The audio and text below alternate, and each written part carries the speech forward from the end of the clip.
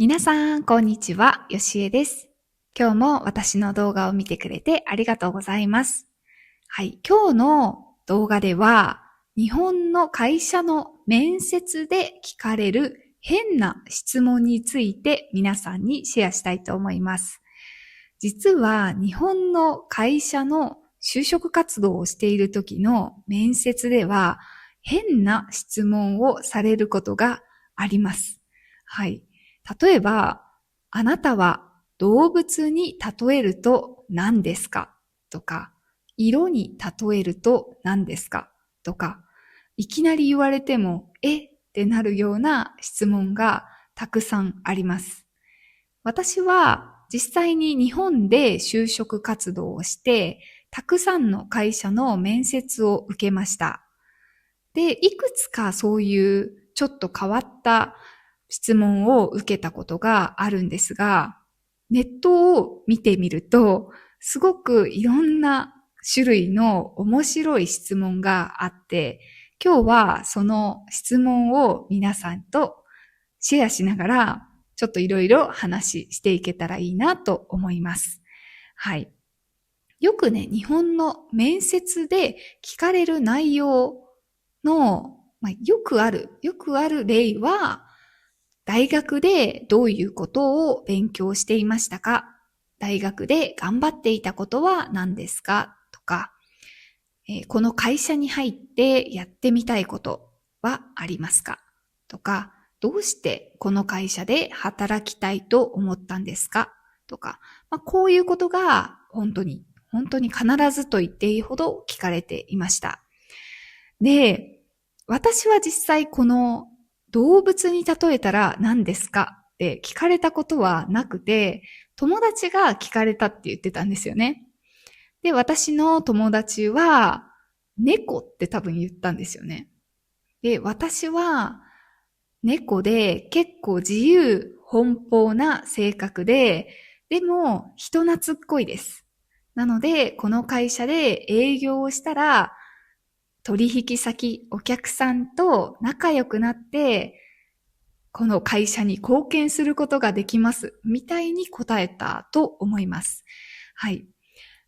このね、変な質問、考えてきてないような、急に聞かれる質問っていうのは、きっと、いきなり新しい考えを自分の頭の中でまとめて上手に話すっていう力を見られるんだと思いますね。あとは、どうやってうまく仕事とか会社に結びつけて論理的に話すことができるかとか、いきなりどうしようみたいな環境に置かれた時に出る自分の性格とか、そういうものを見られているんだと思います。はい。じゃあ実際にどういう質問があったかっていうのを見てみたいと思います。はい。よくあるのが、さっきの動物に例えるとか、色に例える、芸能人に例えるとかがあるみたいですね。はい。に例えるっていうのは、よくあるフレーズで、自分と似たものに置き換えて考えるっていうことですね。なので、私が猫だったら、みたいな風に置き換えて考えることですね。はい。あとは、無人島に3つだけ持っていけるとしたら何を持っていきますかとか。面白いですよね。皆さんなら何を持っていきますか？私なら何かな？いきなり言われても困りますよね。何かな？携帯と、火を起こすものと、あと水をきれいにするものとかですかね。でも、スマホとか持って行っても電波がないから使えないですよね。じゃあ何がいいんだろう。難しくないですか？こんな質問をいきなりされて、皆さん答えられますかね？すごく頭がいい人じゃないとすぐに思いつかない気がしますね。はい。じゃあ他には、自分を一言で表すと何ですかとか、自分を表すキーワードを3つ挙げてくださいとか、難しい。私だったらなんだろうな。ちょっと今思いつかないですけど、こういうのを日本語のレッスンとかで先生と一緒にやるのも面白いですよね。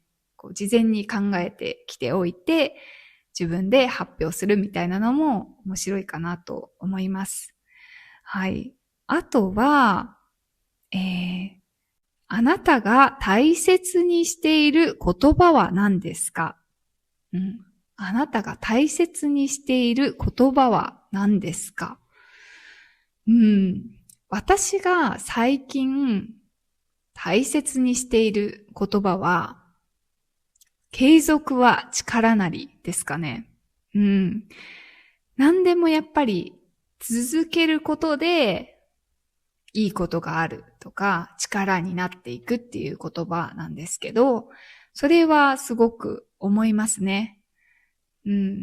何でもやっぱり続けないとすぐにやめてしまうと、YouTube でも運動でも自分の趣味でも自分の力にはなっていかないなと思って、それを最近は大切にして日々過ごしています。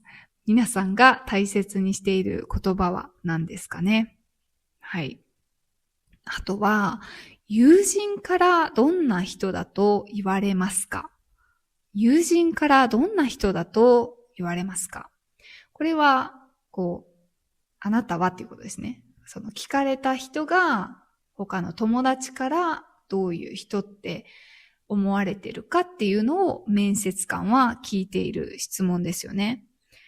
これのなんか例文みたいなのが書いてあって、答えの例みたいな。それでは、周りからはムードメーカーだと言われることがありますみたいな。で、そこで、例えば、私はサッカーチームに所属していて、こういうエピソードがあって、この時にこういう行動をしたから、みんなに喜んでもらえたみたいなエピソードトークをするといいっていうふうに書いてますね。なるほど。こうやってさりげなく自分の成功体験とか、自分がよくできていたこととかを入れると面接ではいいみたいですね。はい。勉強になる。